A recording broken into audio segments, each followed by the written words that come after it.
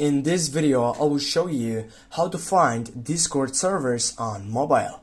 Firstly, you need to get up right here on your browser. You need to type for Discord and then simply need to tap on the first selection which you're going to take over and search servers on your site.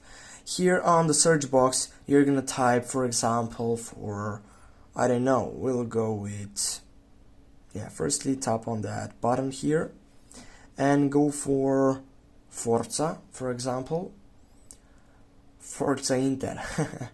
Okay, now it will shows up many different sites, for example Forza Horizon 4.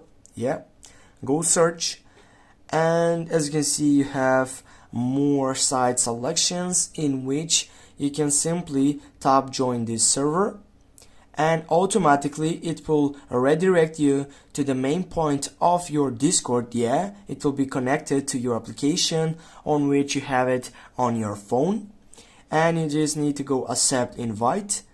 And from now, as you can see guys, we have joined up onto that section selection on that server which we have searched from our browser.